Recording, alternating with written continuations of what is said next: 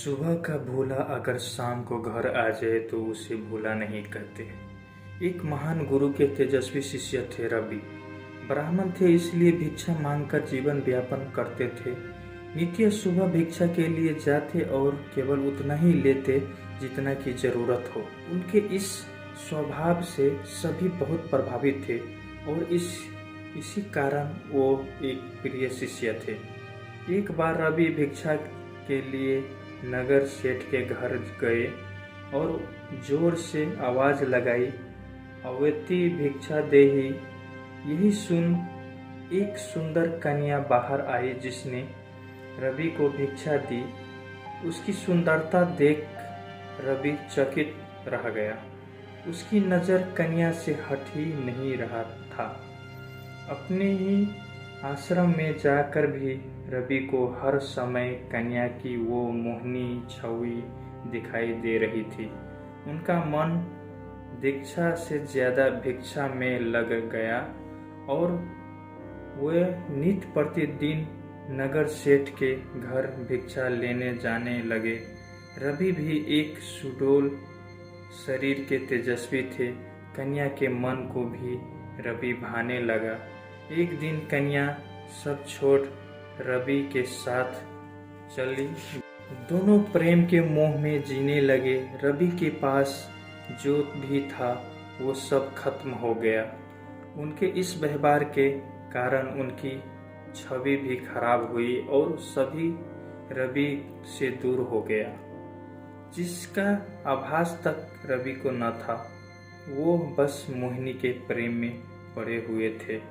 जीवन व्यापन मुश्किल हो गया।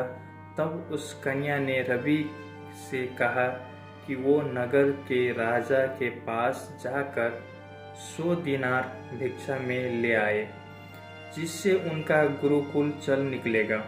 रवि ने बात मान ली और वे राजा के महल में पहुंचे, लेकिन उन्हें घुसपैठ समझकर बंदी बना लिया गया।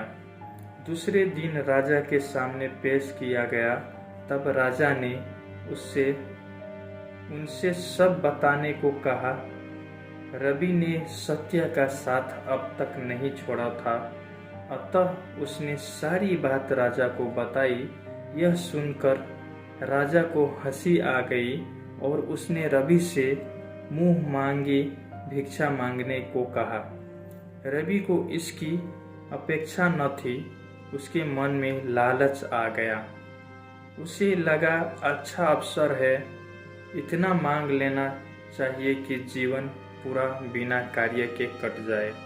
और बिना विचार किए राजा से उनका राजपाट ही मांग डाला। यह सुनकर सभी सभासद आश्चर्यचकित रह गए। राजा ने हंसकर कहा, हे भिक्षुक, आप जैसा कहते हैं वो वैसा ही होगा। आज से इस राज्य के राजा आप हैं। मैं और मेरा परिवार अब से वन में वास करेंगे। यह सुनकर रवि सुन्न रह गए। उसने राजा के ऐसे उत्तर की कल्पना नहीं थी। तब रवि को एहसास हुआ कि यह सब तो आराम, भोग विलास एवं कामुकता आदि क्षणिक है। मनुष्य की महानता उसके कर्म में है।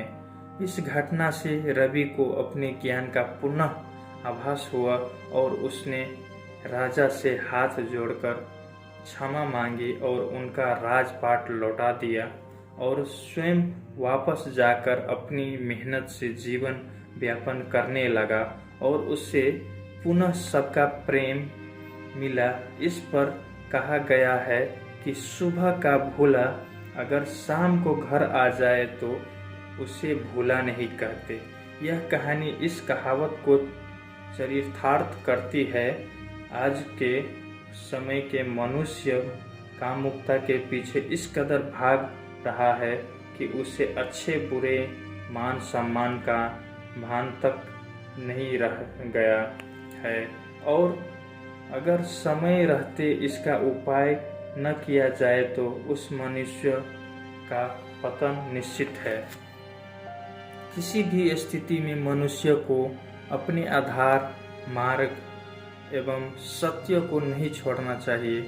लेकिन अगर किसी से ऐसी गलती हो जाए और उसे इसका भान हो साथ व इसका प्रायश्चित करने की इच्छा रखता हो, तो ऐसे व्यक्ति को दोषी कहना गलत होगा। उसे उसकी गलती सुधारने का पूरा मौका दिया जाना चाहिए।